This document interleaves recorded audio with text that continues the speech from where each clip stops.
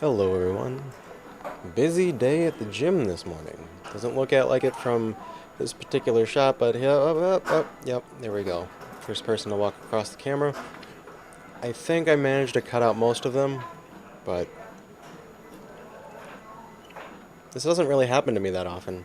So I left that part in right at the beginning to remind myself that this happened a lot today.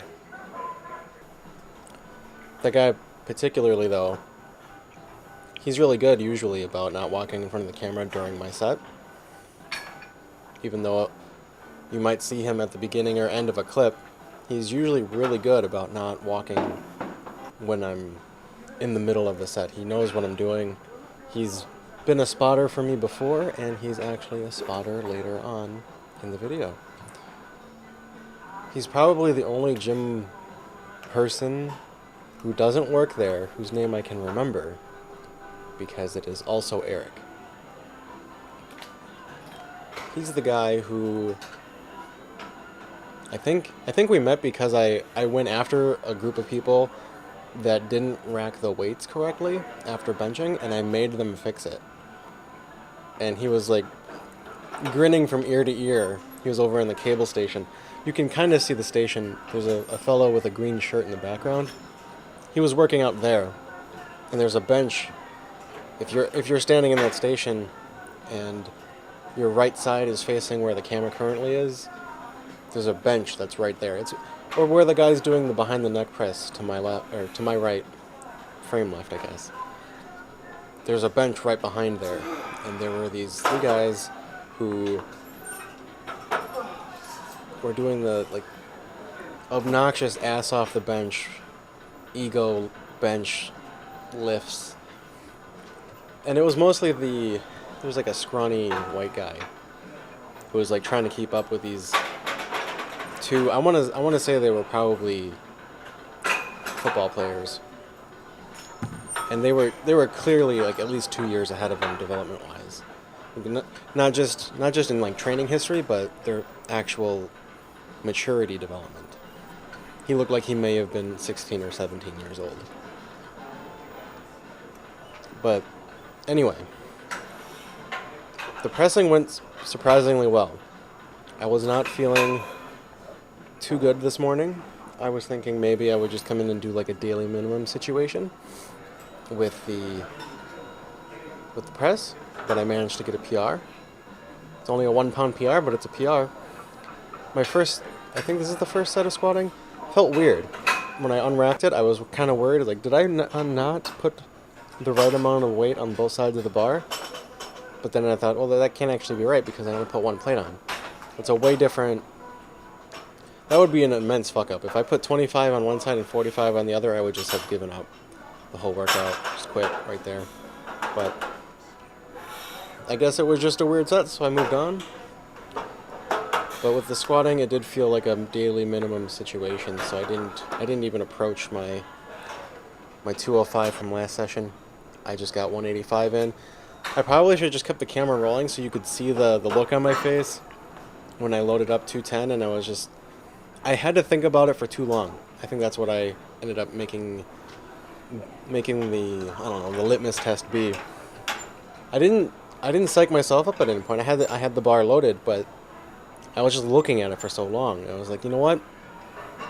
If I even have to fight myself to not psych myself up for this lift, I'm not ready for it. I'll just put it back. Maybe I didn't recover enough from the deadlifting practice that I did the other day. Maybe that's all it was. But if that's all it is, then I'm not ready for it. So I'll try again on Wednesday. I decided to go for some benching because I didn't do any back off sets on my press. After I got my PR, I didn't feel drop sets. I just couldn't. So there was something weird going on with my chest today. And I think I was getting that insufficiency tingle that I may have mentioned before, where nothing that I could do to stretch it out was really working. And I feel like my overhead pressing, because of the grip I'm using, it's doing great on the triceps, but it's not really hitting my shoulders so much. And even when even though my shoulders are bigger, I measured them. Just, I don't feel like I'm working them enough. And the stability demands on the overhead press, I think, is what gets me more than any of the strength requirement for it. So I decided, you know what, I'm going to get on the bench, I'm going to do some practice with it. Same way that I did with the deadlifts, you know, like I haven't done this in a while, and rather than lose the skill of the lift, I can at least practice it. And that way, when I get into another phase of my training where I want to do the power lifts, let's say, or maybe I want to get into a more specific bodybuilding routine, something like that, I'll at least be able to do the lift again. I won't have to worry about like training myself up to doing the lift again. I'll have the technical capacity for it. So after I got a couple explosive warm-ups in, I tried to lift the bar with as much velocity as possible. I was pretty, I don't want to say impressed with myself, that's a little egotistical, but I was encouraged. And everything came back to me really quickly as far as the setup goes. None of my sets really felt uncomfortable in any way. If I were actually training bench, I probably would have gone for a proper PR, but I'm going to take a look at this footage later. I'm going to try to dig up my old PR footage and compare the bar speeds. So here's Eric again. Every time I have a spotter, no matter how many times he may have spotted for me in the past, I always tell him what the parameters are. I tell him how many reps I'm going to do. I'm going to tell him that I have a pause at the bottom, so if it doesn't come up right away, that's intentional. Don't try to help me. I'll probably say something if I'm stuck. I'll make a noise. I'll try to use a word rather than a grunt. And and I need to set up my arch too, so don't get onto the little step there until I'm all set up and braced. He's a really good spotter. He listens to all of the parameters, all of the parameters for my lift, and he's also really good about offering me a lift off. I consistently forget to ask for one because I don't always know if the person is strong enough to do a lift off with me, and I don't like that. I don't know, the inconsistency with my lift offs if I don't know the person.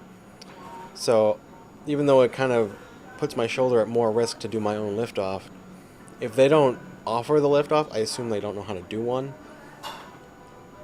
And when it's a lift off, I want more contribution from the spotter than I do if I need them to actually help get the bar off me.